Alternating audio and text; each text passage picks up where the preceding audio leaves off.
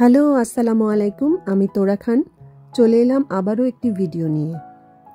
তো অনেক দিন যাবত আমরা চিন্তা করছিলাম আমাদের গাড়িটা চেঞ্জ করব।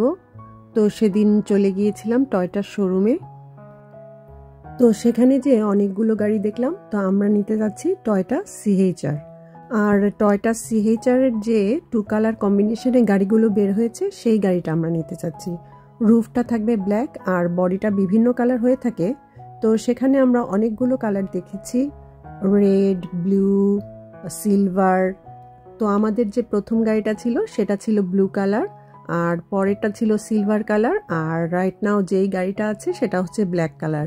তো এই 3টা কালারের কোনোটাই আমরা আসলে নিতে চাচ্ছি না। আর একটা ছিল সেখানে রেড আর ব্ল্যাকের কম্বিনেশনে। তো খান সাহেব আবার রেড কার নিতে চাচ্ছে না, আর রেড কারটা আসলে মেয়েদের জন্য বেশি মানায়, সে নিতে চাচ্ছিল না রেডটা।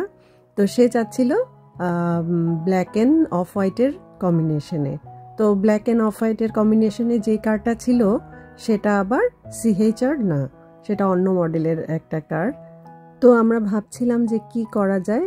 তারপরে চিন্তা করলাম যে আমরা যা যা চাচ্ছি সেরকম যেহেতু মিলছে না, তো আমরা ওদেরকে বলে যাই যে আমরা কি ধরনের চাচ্ছি গাড়িটা। তো ওরা রেডি করে আমাদের খবর দিলে পরে এসে আমরা গাড়িটা নিয়ে যাব। এর মধ্যে ওরা আমাদের একটু চাটা খাওয়ালো। তো চাটা খেতে খেতে গাড়ি কি ধরনের চাচ্ছি সব বিস্তারিত ওদেরকে বলে এসেছি। তো ফাইনালি আমাদের গাড়ি রেডি হয়ে গেছে আর গাড়ি নিতে আমরা চলে এসেছি। আমি তো খুবই এক্সাইটেড, আর খান সাহেবও ভীষণ খুশি। আমাদের খুবই ভালো লাগছিল যখন গাড়িটা পিক করতে গিয়েছিলাম। তো ফাইনালি চাবিটা এসে পড়েছে আমাদের হাতে, আর সেলসম্যানও আমাদের সাথে ভিডিও করতে খুবই আগ্রহী ছিল। যাই হোক, তো আমাদের গাড়ির মডেল হচ্ছে টয়োটা CHR, আর কালার হচ্ছে off white and black combination. আর বিভিন্ন ধরনের হুইল ছিল গাড়ির। তো আমরা আমাদের পছন্দ মতো হুইল নিয়ে নিয়েছি। আর গাড়ির ভিতরটা ভীষণ সুন্দর, আর ব্যাকডোরের হ্যান্ডেলটাও ভীষণ সুন্দর। আর গাড়িটা যেহেতু একটু উঁচু, তো আমরা গাড়িতে ওঠার জন্য একটা অ্যাক্সেসরিজ নিয়েছি।